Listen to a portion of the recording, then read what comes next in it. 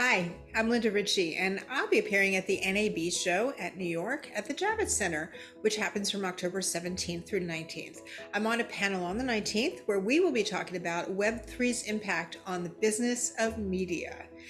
In the process of leading up to this, they have asked me to answer 4 questions, so I'm going to do that. Love that question. So seldom do those things bump into each other in my world, and I appreciate them doing the research and actually finding out that I do both those things. So very simple answer. I think that as an artist, you are creative, and I think that creativity can take the form of connecting a lot of dots.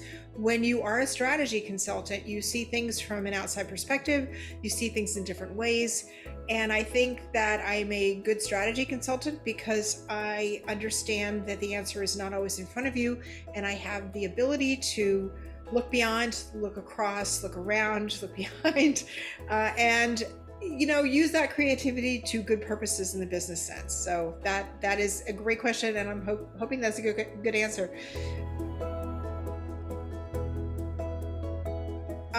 Such a loaded question. I think the thing that comes to mind that I quite often run into still, and I think that is off-putting, not necessarily annoying, but is that so often people think that Web3 and the metaverse and immersive tech and virtual reality, and they position it in their head quite often angrily as, an either or. So I involve myself in real life, so I don't need this. And I don't think this is an either or situation. I think it's an and.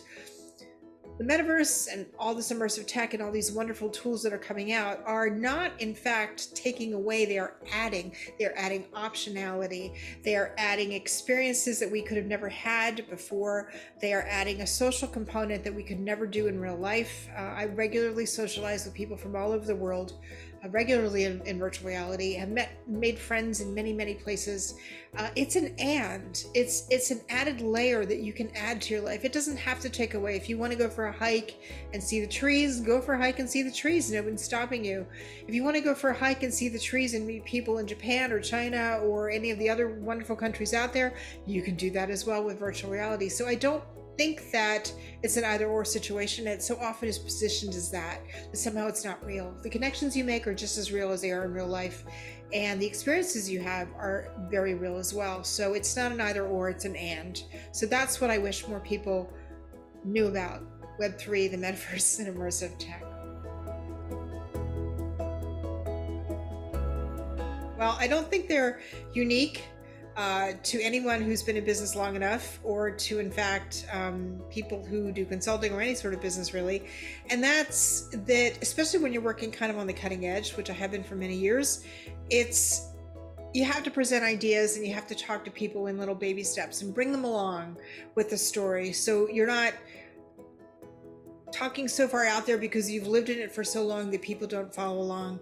I think selling an idea as in little baby steps and coming out with a path forward that they can understand will prevent them from automatically shutting down if your stuff is just too far out there for them when you first present it.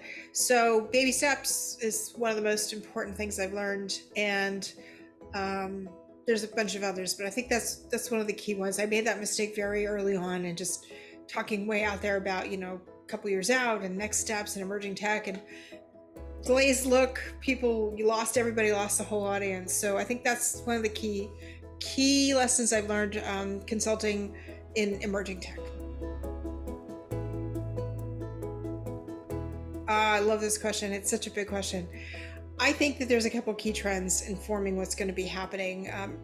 One is the consolidation of industries. So we have what we currently call verticals. We have a retail vertical, we have an education vertical, we have entertainment, we have media, we have all these different verticals. And traditionally, they stayed in their lane.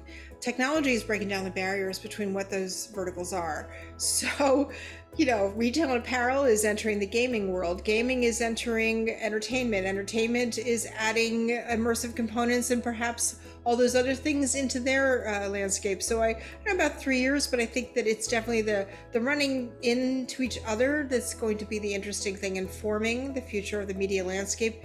So for example, instead of media being something we consume, it's going to be something we can engage with. We can immerse ourselves in it. We can have parts of it throughout our day or superimposed on our world. We can meet with other fans in a space together in that landscape. We can be in the middle of a story as it's unfolding. We can explore that story on our own when it isn't being given to us as a narrative. All of that requires, of course, a lot of new interpretation of how entertainment is presented. But I think that that is going to be the driving factor behind a lot of the media landscape in the next few years, which is the breaking down of the barriers between things. And that is going to inform a lot of mergers and acquisitions and a lot of companies that are understanding that their lane might be changing a lot and they need to take part in other lanes. So those are my very, very short answers to 4 really good questions, which I appreciate them asking. And I hope that you'll be joining us and watching our panel while we discuss this in a lot more depth. Thank you.